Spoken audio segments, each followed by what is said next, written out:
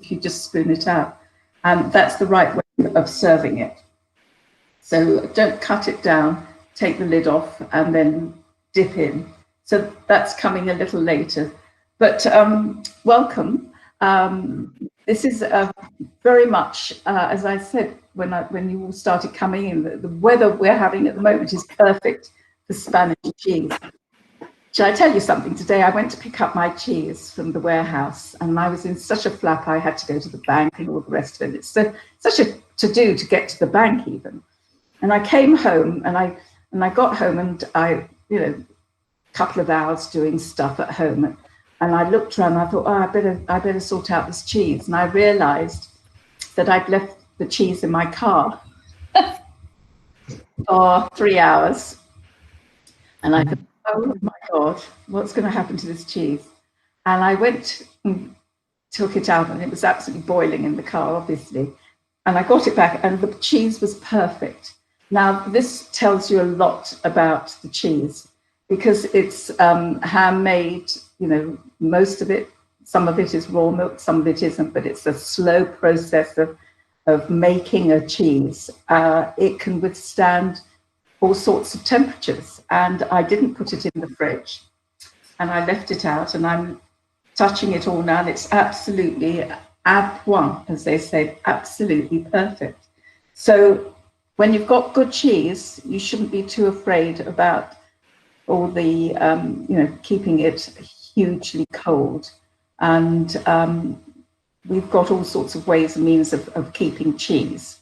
The Tupperware box, till I design a box, and I'm trying to design a box, till I design a box, a Tupperware box is the box to keep your cheese in, because it's got a lid and all you do is put a little damp cloth in it and keep your cheeses wrapped up and put them into your little chamber and close it. And you can keep that in the lower part of the fridge and it'll be fine. But always keep a note to bring out the cheese at least half an hour to an hour before. But anyway, so we are in Spain today, perfect weather for Spain. And we've got, as I said, the most amazing guy that's come on board to talk to us, Enrique Canute, who I call the godfather of Spanish cheese. I've worked with Enrique for some years now, and he finds the most extraordinary cheeses. And also one of the people that used to work with us, Marissa, who went off and left England and left us, but she's clocked in. And Marissa and I have traveled around Spain, and we obviously met Enrique as well, finding cheeses. And our first cheese, and Enrique, have you got your speaker on, your microphone on? Is it turned on? Can you say hello? Can't hear you. One moment. Yes, one moment. I sorry. First, thank you to invite me in the stage thing. Second, sorry for my English is very bad, but I will try to use all my words to explain whatever you want. Third, we are in the Pyrenees and the internet connection is very bad. Probably we disappear because the last 4 days we have an internet connection. Today was a very big storm, and now it's coming, but I don't know how many times. Anyway, thank you to be here. We are very far in the Pyrenees, good weather, storm but hot, storm hot, and big mountains, beautiful place. After, if we have time, I remove my my camera to show you a Benedictine monastery in front of my house. Oh, amazing. So the first cheese we're tasting, Enrique, is going to be the Garrocha. Okay. Now, I always like to have a cheese plate with 5 cheeses. That the mantra, the Michelson mantra, is always to have 5 cheeses on the plate to get the taste, textures, and styles of cheese. And we always start off. Oh, sorry, Pat. I'm just going to hold the cheese up to the camera here, if everyone can see the one I'm holding, just so you know which one we're after. So we're I correct our pronunciation on it, but it's Garrocha. Yeah, yeah. It's got like a little black rind to it. So it's a goat's cheese, and it's a very unusual to find goat's cheese in Spain, isn't it, Enrique? Yes, about taste, texture, etc. I prefer that you use your words and you have the cheese, not me, in front of me. But about the story is easy. Garrocha cheese. Garrocha is the name of a little county in the north east of Catalonia. Comes from Catalonia. In fact, if you see TX, we TX, no Yeah. CH, because Ah, it's a Catalan word. And mhm. it was a cheese recuperated in the early 80s in a small dairy, artisanal dairy in Garrocha County. This is the reason that come the name from there. And now there are 13 small dairies around Catalonia that they produce this cheese that is more valorized outside our frontiers than inside my country. Wow. The 60% of the small production is exported in United Kingdom, Yeah, in USA, in yeah, Australia, yeah. and in Catalonia. They know the cheese, but it's normal valorized. It's more valorized outside. How interesting. Now, I visited the cheesemaker. I think it was with Marissa many years ago, and it was wonderful to watch the actual goats roaming around and just being able to sort of, go and forage for their food. And I think that that's what gives the unique flavor to the milk. Would you agree? Sorry, are you talking with Marisa or with me? With you? With you. With you. Uh, How do you The unique Garrocha flavor cheese, come through? yes, the Garrocha cheese is made at the beginning, searching a very mild and creamy and low flavor and taste about goat milk. In early 80s, the goat milk was very strong, very hard flavor. The people didn't like it, and we introduced a concept that the shower goat. Uh, in fact, a clean goat. When you drink clean, when you make cheese clean, you Yeah, don't feel the smell of the dirty goat. You smell the flavor of the goat milk that is very creamy, mild, fruity, flowery, fantastic. And this is garrocha. Is a civilized goat cheese in the end of the 20th century, yeah. because in this time the goat cheese was so hard, too much hard. Yes, and very sour as well. I should think, harsh. Sour, but animal, Yes, so the animal. smell, the smell. Yeah, So but Pat, yeah. just to pipe in a second, just to situate everybody a little bit, because I don't know if we've made this clear. Before I started looking at Spanish cheeses, indeed, before I worked with Patricia, my knowledge of Spanish cheese was exclusively Manchego. And this one is a really good example of how wonderful Spanish cheese is outside of that individual cheese. But the other thing I didn't really know about was Spanish 20th century history.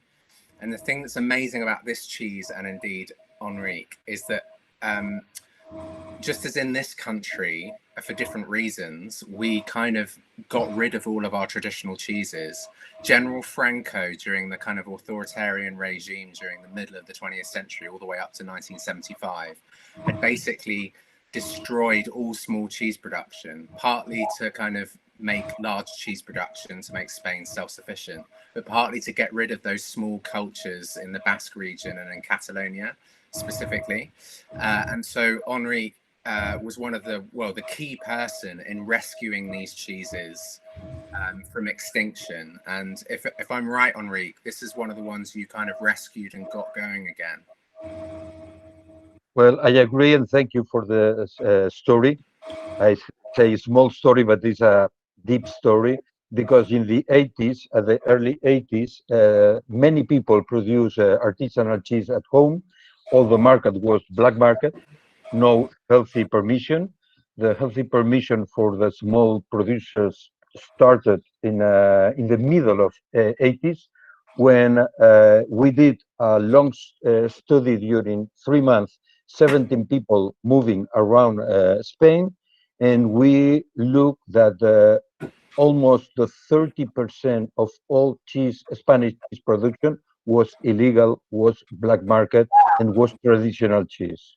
Wow. And when the authorities they recognize this, they say, okay, this cannot, no future. We must change the situation, help to the small producers to be legal, to make new dairies. For example, Garrocha cheese was created in 1984 for a young cooperative of neo-rural urban people that went to the country, that they searched goats because no money, goat is very cheap to buy, and the dairy was very small but very clean, very uh, easy to work, and was an example that how all the artisanal cheese changed from the illegality and the elaboration at home in very bad conditions for very good conditions, and modern conditions for modern market. Yeah, that's fantastic. And I think that for me, that Garrocha, rather than have a soft, creamy goat's cheese, which there are some lovely ones in Spain, I just feel that the Garrocha for me has that really pure, sweet, saline taste of goat's milk that I love. And I think that it's that there's nowhere else that you can taste this cheese quite like this. And that's why I wanted to have that cheese. I explain you three small secrets about garrocha. Yeah.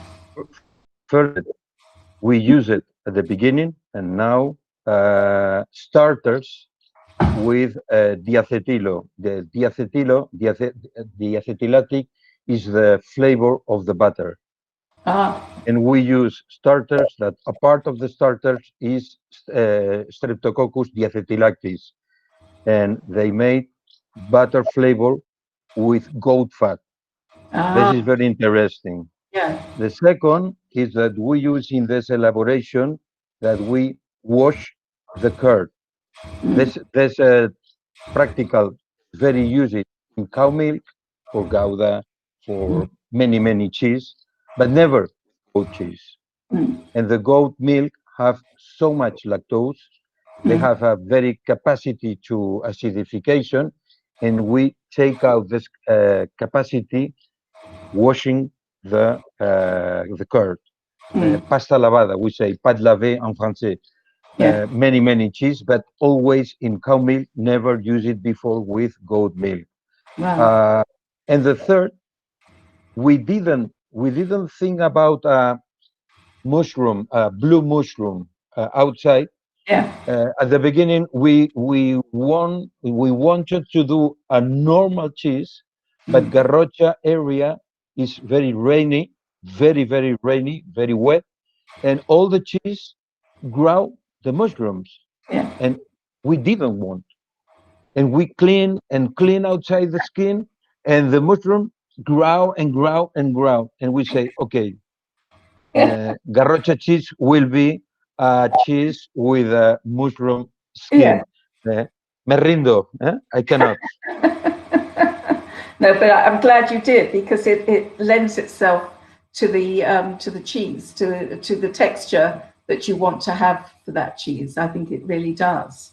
Now we're going to go on to the next one, which is an interesting cheese. It's idiáfaba. Max, you haven't. Max, you stop your micro. Max, your micro. Sorry. Oh, Max want to Oh, talk. hi there. Sorry, can you hear me now?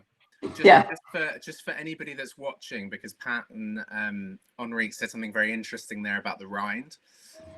If you look at the outside of this rind, just so that you know what they're talking about, it's got this kind of fluffy grey fungal mold around the outside. So if I'm correct, Henrique, you call that the pel florida, which means bloomy rind in the Catalan dialect. But essentially, it's this fluffy grey mold. So any of you that love the French cheeses, Saint-Nectaire or Tom de Savoie, and indeed something English actually, like the Gorwith Caerphilly, which is made in Somerset now, you'll know this rind and how wonderful it can make cheese taste. So just so you know what they were chatting about. So yeah, if we could go on to the next cheese, the Idiazabal, that'd be great. Yeah. So show the Idiazabal. You want to show it, Max? So it's got a rind. It has a very oily rind to it because it is oiled, and it's a very smooth and oiled rind, and it's again, it's very sticky. And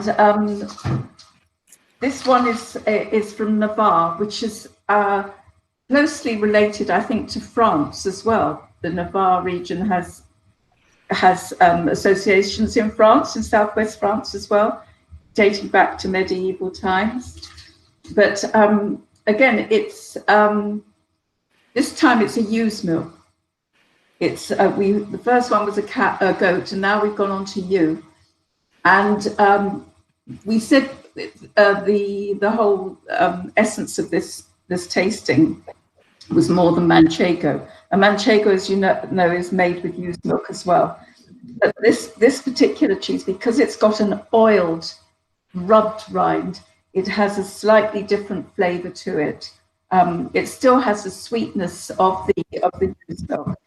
I've been munching it away. I've been so enjoying it. And it has that savoury texture as well coming through. But I think because of that oiled rind, you get that little sting to the tail of the cheese. And for me, all of these cheeses should really and truly be with white wines, chilled white wines, or a sweet white wine. I think that the essence of the flavors of Spanish cheeses don't usually relate too well with red wine. And in fact, Enrique, when he came to London and did a tasting with us, he said, you know, all the cheeses, especially the blue cheese, really needed white wine, the acidity of the white wine to go with the acidity of the cheeses, acidity with acidity. And well, today I'm actually drinking a very, very chilled dry rosé, which I think goes quite well, but I'm keeping back a sweet wine for the blue. But do taste the cheese. There is a slight smokiness to it. Max will tell you a little bit more about that. But what I like about it, what you'll see is the little islets going through the cheese, which is part of its maturing process, that the fattiness of the cheese allows those little islets to open out in the cheese. So what do you think about this, Enrique? You like this cheese? Well, this Idiazabal that I don't have here in my farm, but I know very well, is made for a family in Navarra. When you talk about Navarra, you should understand that Basque Country is a Spanish part, French part. Comunidad is a region of Basque Country, but also Navarra, because middle part of Navarra they speak Basque language and they are mountains, and all this area is the area of the sheep milk of Lacha race. No, you say breed?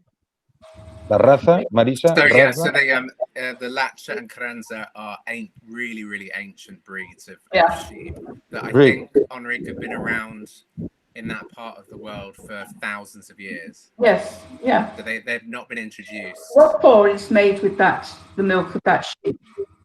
They call it Lacone in France.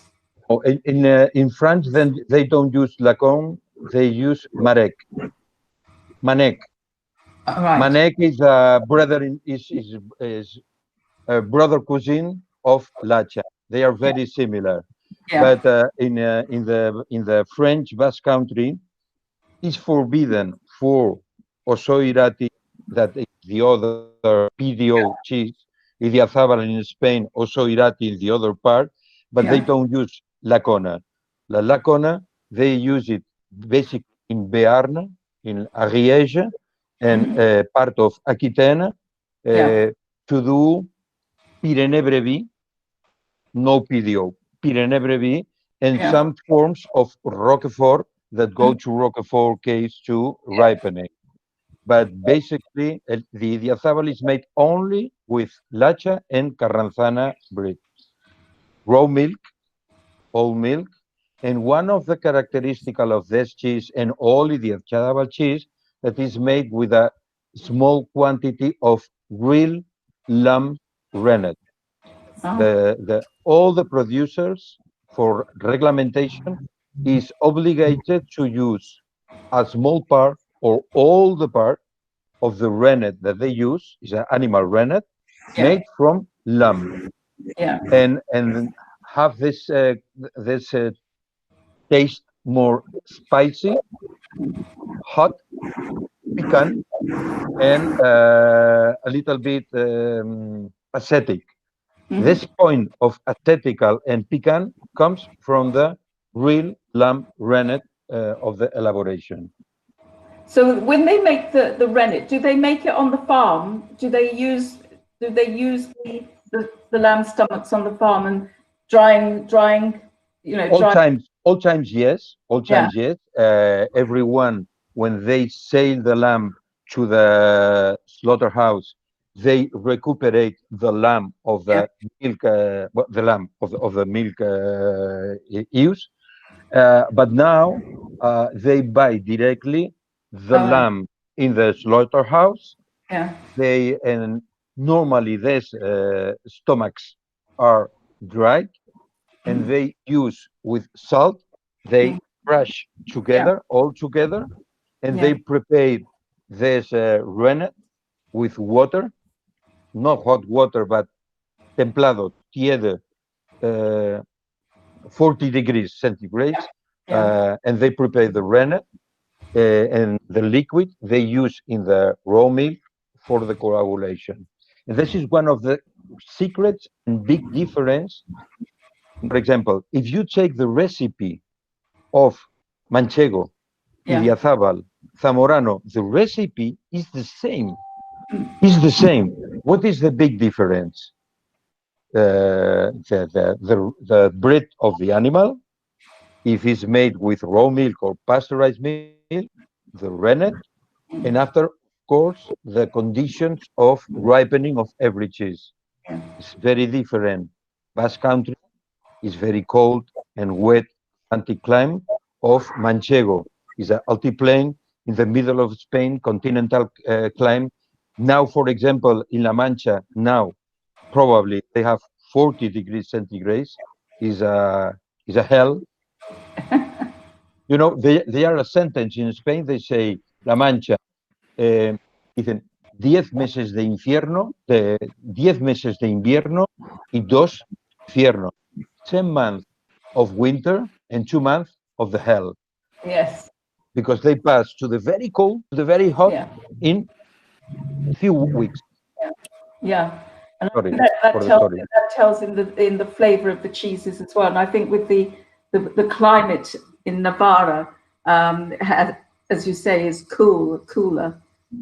Produces cheese that is slightly richer, I think, in flavor. What do you think, Max? I was just about to say that this is, I mean, as a cheese geek, this is a really fascinating conversation because I didn't know any of these small details. But if anybody's watching this and there's some of the terminology they're not sure of, just type a question in or pipe up and ask, and we'll make sure that we're all on the same page. So we're going on to the next cheese, which is going to be, we're going all the way to Menorca now, to Mahon. And it's one of my favorite cheeses because it's one cheese that I found, you know, when you go to Menorca, you don't see, when you go off buying cheese, unless you're going to a market, you never really find a really good cheese. And it's one cheese that I know that Enrique has several different kinds of marron, and this one, the Melusa, is curado, which is more full flavored, but it has a really interesting history as well. What can you tell us about this cheese, Enrique? Patricia, I don't know sure. This Mahon is 5% ewe milk or only cow milk? Well, I've got it down in my notes as being ewe with some cow, but I don't know. As you were saying, Max, that it was the other way around. This one is a mixture, so it's a predominantly Frisian cow with a bit of Menorcan, some brown Alpine cow, and then around 5% sheep. Okay. But the interesting thing for me about this cheese is the British connection. So, the British connection is that in 18th century, Minorca, well, the British Army have 3 big harbors in the Pyrenees, the Mediterranean Sea, the Pyrenees, wow, stupid, in the Mediterranean Sea. One was Mahon, the Mahon Harbor in Menorca Island. The other was Cyprus, and the other was Malta Island. This is 3 big harbors for the British Navy in 18th century. Menorca Island was dominated 1 century for British people. They introduced the cow. Before this, in the island, it was only sheep, and they milk only sheep. But 1 century of domination of, MacMahon is from Mahon, was one of the big sailor of the British Army. He born in Mahon town in Menorca Island, MacMahon. Well, anyways, when the English people introduced the cow, after the domination, the cow preserved rest in the island, but also sheep. But during the 20th century, the people need milk, and sheep milk, they make a very small production. This was the reason for the cow specialization. During 1 century, almost everybody produced Mahon Menorca cheese only with cow milk. But in the last 10 years, 2 or 3 farms restarted to milking the sheep and cross and mix the milk with the cow milk. The sheep milk is more fatty, more tasty. This is the reason that this cheese with 5% of sheep milk is better. For me, it's one of the best Mahon Menorca cheese because mejorar, ¿cómo es, Marisa, mejorar? Improve. Improve. Thank you, Marisa. Yeah. Improve the cow milk. Improve the cow milk. They say it's 5% of sheep milk, but I think they have 10% of sheep milk. But the regulations, they say the maximum is 5%, and they use 5%, but they are more. And this is the reason that is a cheese very tasty, fatty for the sheep milk, a very lactic acidity, a little bit salty. All the Mahon Menorca is salty because it's a island in the middle of Mediterranean, and a very part of the humidity for the grass from the sea. All the cheeses near the sea, like Camembert, like Pont-l'Evêque, like Normandy, Bretagne, the south of England, all the cheese near the sea, if they are not so big, they are salty. And they are salty because the milk is salty. And the milk is salty because the grass is salty. Because a very important part of the wet comes from the sea. Max, you wanted to mention something about the with the similarities with anything with English cheese. Max, micro, your micro, Max. Your micro. I'm sorry, Enrique. I was going to ask you a question about that. It was how the production of the mahon relates. So some people say that it has things in common with some British territorial cheeses in the production process. Is that true in your view? Because of the British occupation of Minorca, and they took over cheese production. So not only did they bring the cows, but the story is that some of the cheese making processes were influenced by British territorial cheeses too. Is that true? But look that the British people introduced the cow, but not introduced the cheese. They don't make cheddar in Menorca. They made Mahon Menorca. Yeah. Because all the farms as the old cheese made by hand in a cloth, because all the farms in Menorca Island are very small, and the herds are very small at the beginning, maybe 4, 5, 6 cows. It's not possible to do big cheddars in blocks or drums with the milk in Menorca. They produce small cheese, 2 kilos. So that would be less like a cheddar and more perhaps like a Lancashire or Caerphilly with some fat acidification. I guess that was my question. So not like the big British cheeses, but the small cheeses where the curds are acidified in the fat. Or is that just a coincidence? It's a bit of a technical point. We can move on. No, they are a similitude. They are similitude, but I'm sure that the Menorca, the Mahon Menorca cheese elaboration, yes, and ripening was specifically of the island, and they changed it only with the cow milk. Right. This is a big change. Yeah. Absolutely. Beginning with skim milk or now with cow milk, but all the elaboration is the same. So because what I'm interested in, Enrique, is the formation of the cheese, because it looks like it's made.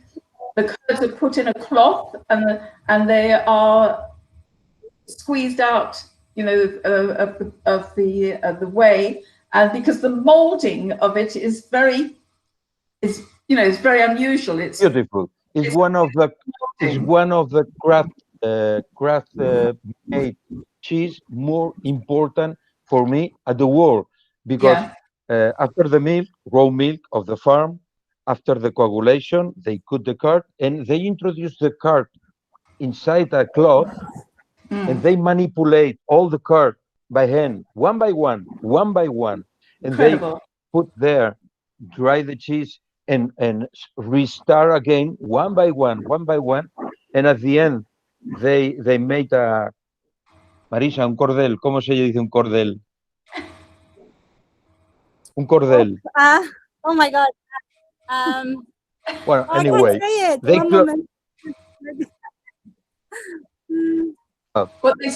close like a big bomb.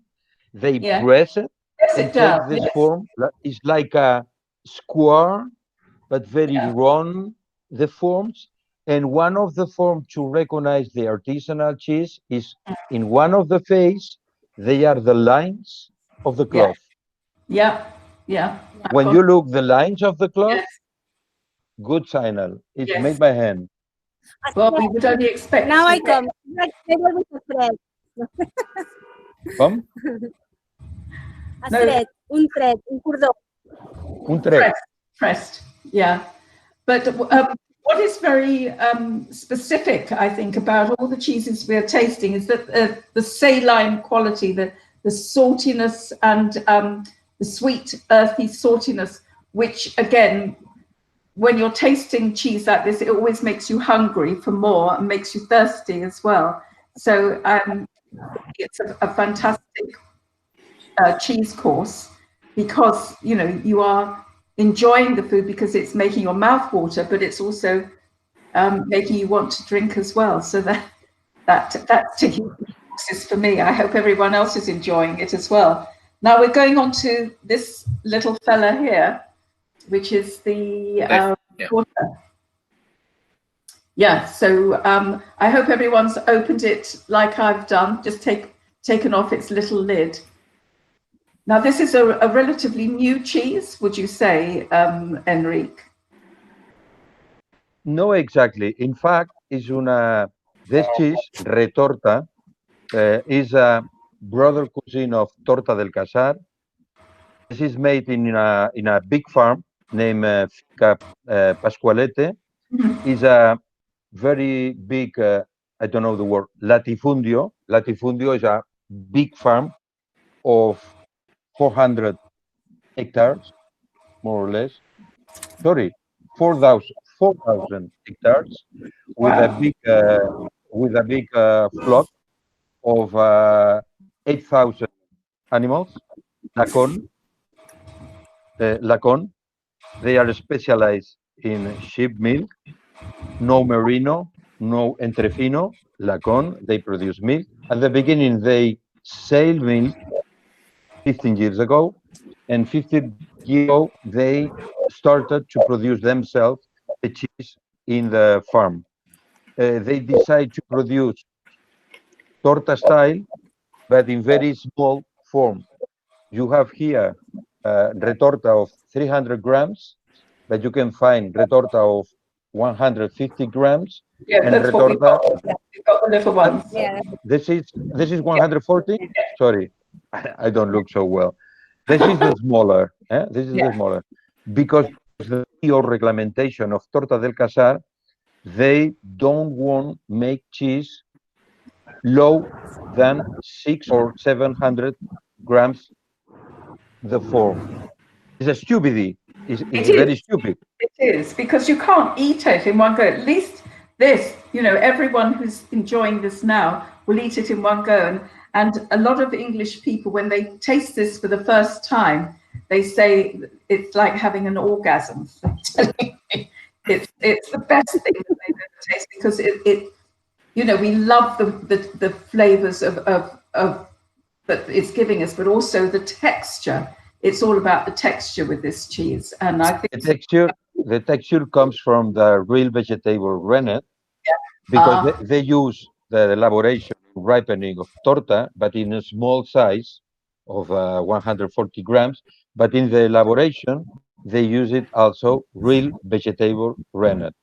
And I want to introduce this because in United Kingdom or in North America, I look many artisanal cheese made by British people or American people that they say in the ingredients vegetable rennet, and it's not a vegetable rennet; it's a microbial rennet. yes, Because they don't use animal rennet. They say for the microbial rennet, that is a GMO rennet, they say vegetable, and it's not real vegetable. The real vegetable rennet comes from a plant, vegetable. Yeah, and this is they are not many cheese at the world made like this. In Portugal, Azeitao, Serra da Estrela, in Spain, Torta, Serena, etc., but no more. Well, there's a few cheeses being made in England using a thistle rennet now, so which is interesting.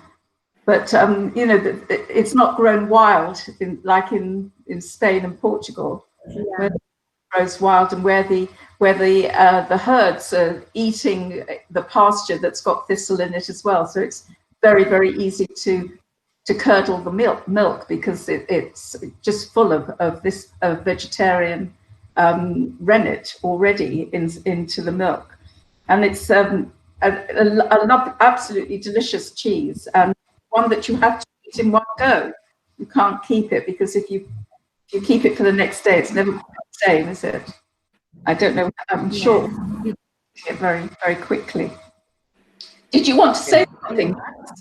Pat, just in case anybody, because obviously Pat, Enrique and I are quite familiar with this category of cheese, but I think mainly in Britain we're very unfamiliar with this whole category of cheese. So just to kind of simplify it a moment, this is a washed rind, sort of a washed rind cheese, but really it's made as Enrique says, a vegetarian rennet. But this is an amazing cheese making innovation that started with the Romans. So they found that if you got the thistle, the stamen of a thistle, so a cardoon plant, it's like an artichoke, and if you dried out those stamen and then made a tea with them and added that to the milk, that would help the milk split to curd and whey. So it was an enzyme. So not like animal rennet, which comes from a stomach. It was actually a naturally occurring enzyme, a different one that's found in a plant. And the really wonderful thing about it is that in Spain, it has a bit of a sad history because the Jewish communities in Spain were using thistle rennet because it was against, it was not kosher to use a lamb's stomach because it's meat essentially, lamb meat, to produce a dairy cheese. And so the Jewish communities in the diaspora in both Spain and Portugal were making cheese this way. And then during the kind of the reconquering of Spain, the Reconquista, I think, the Jews were unfortunately thrown out, but the cheese making process remained. So it's a really wonderful, unique flavor that this process produces that's quite unlike anything found in Europe, anything I'd had before I'd come to Spain. It's criminally underrated, and it has a very sad history in some ways. But yeah. In fact, the spontaneous plant that you say, Cinara cardunculus or Gallium verum, they are a bad herbs, una mala hierba, a bad herbs in our country. They are full, and this was the reason that the shepherds, they can move the flock, but they can take the rennet whatever they want, whenever they want, wherever they want. They have rennet around them. And it was very easy in old times, but not so old times, but maybe 1 century again. The most important sheep and goat cheese made in Spain and Portugal was made with real vegetable rennet, including manchego. Maybe at the middle of 19th century, is made in many farms with a real vegetable rennet. After, they use it animal rennet because the texture is dry, compact, and the cheese can move and translate. Because if you look, all this texture is very creamy, fantastic. But for move the cheese in old time was very difficult because I don't know how to explain. And this is the reason that they changed the big flocks to the animal rennet to produce the pressed cheese in medium size to move, to export, to sell to the big cities. But normally, the torta del casar, serra de Estella, or this kind of cheese was local consumption. 30 years ago, 35 years ago, in Barcelona or Madrid, nobody knows what is torta del casar. And it was a very old cheese. But this cheese didn't arrive to the big cities. They cannot move. It was so delicate. Now we have a van, frigo, without problem. But 40 years ago was very complicated. And another thing that I want to explain, when you tasted the French cheese or Italian cheese with fungus outside, you will the creamy of the cheese go from outside to inside, following the work of the mushroom. Here is just the contrary. The creamy come from inside to outside. The ring is dry, and the center is very creamy because who works making the creamity in the cheese is the rennet, not the fungus. No fungus. They are not fungus, but the cheese is very creamy inside.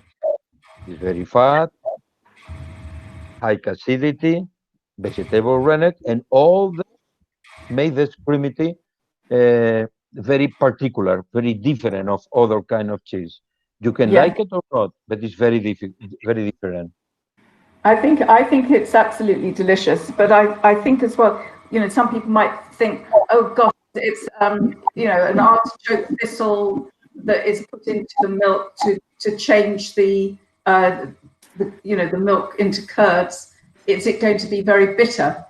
Because when you taste an artichoke, you know, it has that little bitterness to it, but this doesn't have any of the bitterness. All it has is the vegetal side of it, you know, the boskiness, that side of it. It's not an animal rennet, it's this bosky, herbaceous, floral flavor that's coming through in the cheese. I think it's absolutely delicious.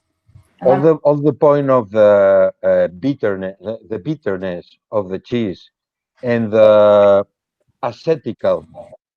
If you feel the acidity is not lactical like a yogurt, is not citrical like a lemon, but is acetical like a vinegar. Yeah.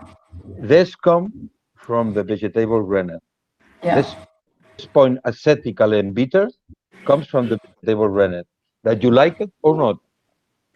Well, we all like it, so I'm pleased to say. Now the final cheese. So sorry, Pat. We've had a question. What do you mean by what do you mean when you say bosky? So walking through a field or a woodland, and you can smell the forest floor. Do you understand what I mean? You know, after rain, leaves after rain. You know, there's this clean smell, but also a very earthy smell as well. In my garden at the moment, because it's so humid, I sense that boskiness. There's a lot of greenery there, and I sense that sort of bosky, earthy, vegetal smell that's coming through. It's not, you know, it's not the sort of animally smell. It's very much of plant life. That's how I look at bosky. I know a lot of people ask me that because I use it quite a lot. Sorry about that. Right, so the final cheese is our blue, and it's a Val d'Aon, and it's from a beautiful part of Spain, and it has it's sort of has a connection with the other blue cheese from that area, Cabrales, but the difference being that the Val d'Aon is wrapped in leaves. And there's an American cheese called Rogue River Blue that takes all of it, the credit of its make from a Picos, I'm afraid. It won the Best Cheese in the World award last year. And I think that much as I like Rogue River, and I think it's an amazing cheese, I think a Picos has something very special. Do you want to say something, Max, before Enrique comes in? No, please, Enrique, if you could tell us about it, that'd be great. Yes. Well, first, Picos de Europa is the name of a big national park in the north of Spain between three regions, Asturias, Cantabria, León. Asturias and Cantabria go to the Atlantic Ocean, but León is behind the mountains. This is the reason that this part is less wet, less more cold, less rainy. But all these three regions are in the same national park. In this national park, they produce the best and the most important blue cheese in Spain: Cabrales, Camonedo, Conde Tresviso, and Valdeón. Valdeón is made in León, is made in the south, is made behind the mountains, in a big valley, isolate, very difficult. They are only one family that they have a small dairy, but only one family now, the Familia Alonso, that they produce Valdeon. It's a Wow. blue cheese that have a 10%, 15% of goat milk, the rest cow milk. And this is one of the reasons that the white texture, the white part of the cheese is whiter than another blue cheese like Stilton, like Fourme d'Ambert, like Bleu d'Auvergne, and they are only cow milk is more yellow. But Yeah. when you look at the white part is very white for this part of goat milk. And the blue is a deep. I don't have here the cheese, but I remember the cheese. But the blue is very deep blue, hard blue. They are a contrast between this blue and the white part of the texture. They are very good elaboration. I know this family from since 1981. I remember very well in Posada de Valdeón, the main city of the valley, that they have a cave for the ripening. Now they have a frigo because they produce more. But they produce the cheese, ripening the cheese is a real cave, and they are very good cheese makers, and they have a product very uh, homogeneous, stable, well done, muy bien, and with leaves outside. But in all time, all the blue cheese in Picos de Europa was wrapped with leaves. Not only Valdeón, all the. Yeah, I know. What is the reason for wrapping in leaves? Is it to preserve the cheese? No. Very easy. Because they ripen the cheese in caves. In sometimes caves could be 1, 2, 3 kilometers far from the town, from the village, and they translate the cheese, the white cheese, to the cave. And after, when the blue is increased and is ripened, they take 50 years ago. They haven't nothing to rub the cheese. No film metallic, no film plastic, no newspapers, nothing. What they use it to rub the cheese because they are dirty, sticky, very sticky. What they use? Leaves. Yeah. And this it was the reason for the leaves. Nothing more. They haven't nothing more rub the cheese in the caves that they are very sticky. So it doesn't contribute to any of the flavor, the wrapping of the leaves. I thought A little bit, but not so much because they wrap it at the end. They wrap it. But for me, the flavor is, of course, the cheese, but the cave. It's not the same. A cave, 1,000 meters high, that 400 meters high. It's not the same. A cave orientation to the north is Atlantic Ocean or orientation to the south, hot. There are many.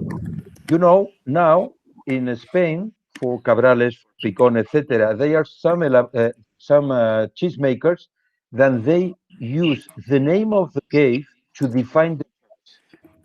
This is a homage to recognize the importance of the cave area to the cheese.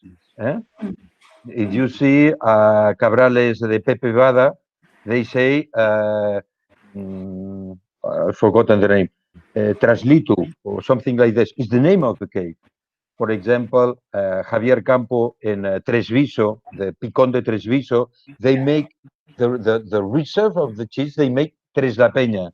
Tres la Peña is behind the rock. Is a old cave more than 1,000 meters high. This is very important. The cave. why is it that part of Spain makes such fantastic blue cheese? Is it the rock formation, the type of rock, mineral? If you go to Instagram or internet and you look photos of Picos de Europa National Park, they are, it's like a big rock, big mountain, just in front to National Park to the sea. They are 10 kilometers, only 10 kilometers. And they are part of the national park that you can see all the ocean. And they just full of caves. ¿Cómo sería piedra caliza, Marisa? my translator, Marisa. She was going to the dentist. I think she might Well, have. anyway, She's it's Toronto. made with caliza, I don't know the word in, but it's the rock. Yeah. The rock is full of holes. So is A it, sorry, natural Enrique, cave. is It's the limestone. translation, is the translation limestone? Yeah. Yeah. Limestone. Limestone, Yeah. yeah. It's a big mountain of limestone, and because rain so much, the limestone is dissolved, and inside the mountain is full of caves, big caves. For Amazing. example, in Cabrales, the Association of Cabrales, they have a of 3 kilometers long inside the rock. Wow. It's very beautiful, but it's not a good cave. The best caves are small and high. So, But when it's high, you should move all the cheese to 1,000 meters high. yeah. No, but what has been so interesting as we've been tasting through the cheeses is the progression of flavors. That we started off with the goat from Garrocha that was quite light and savory, sweet, and then moved on to the deep of used milk of the Idiafabal, and then the Mahon, followed by the soft richness of the torta, and finally the huge, big flavor of the blue. And that's why I like to do this sort of 5 cheese journey around the plate, because I think it really has given us, it's given me a really deep insight into Spanish cheese that I wouldn't necessarily have been able to get. You know, people don't know the Spanish cheeses it's so well to have them on a plate of cheese, of a plate like this all together to enjoy together, which I think is fantastic. Are you going to show us the monastery outside your window? Yeah, now start to be dark. Oh, of course, yes, Look me. it's 9 o'clock, isn't it? We might not be able to see it. Oh, it's still light. Oh, look at that. Isn't that beautiful? Wow, that's beautiful. There.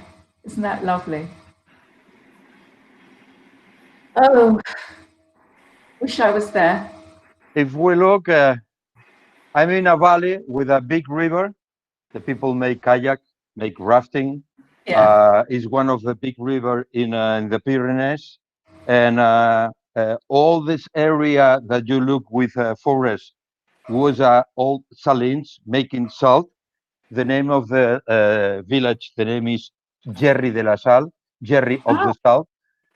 My family was a saliner. I made salt when I was young, oh, but a big dam in 1982 destroyed it all, and it's very difficult because all the salines was made in middle age by stones, yeah. wood, and it's impossible to recuperate this. It's a pity, but it's impossible. And I Listen, passed my summer here, and very close, I have a small dairy for some farmers, and we produce some cheese that you have anytime. does anybody have any questions for Enrique before he signs off? Please come in now. Does anyone have any questions? Max, do you have anything that you wish to say? I go to dinner, no, I wanted because to, you are eat I, cheese, but not me, eh? I I'm so wanted to sorry. ask, I wanted to ask Enrique a question about the blues.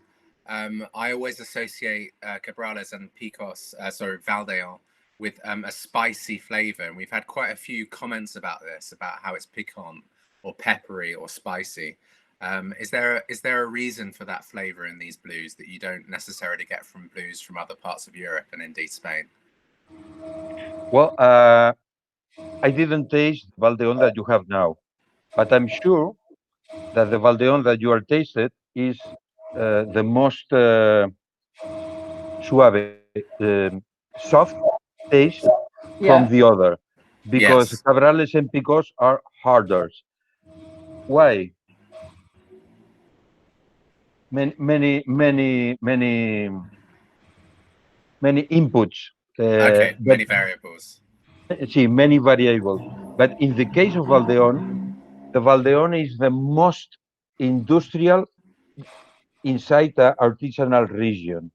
I told you before, at the beginning they were a small family making cheese in very small production, but now they have a real production. They work 5,000 liters by day. Okay. It's like a big farm, but it's not a big. Huh? And they produce very well, very well.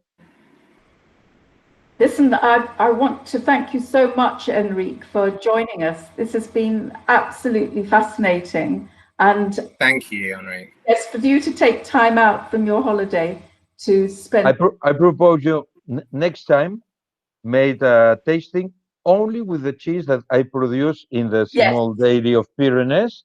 We'll do we made 15 different types. Yeah. And we will taste soft cheese, blue cheese, etc. We will do that October, November. We will get in all those cheeses and we'll do another one, because you have been absolutely insightful for me, and I hope for everybody else and for Max. Me too. Absolutely.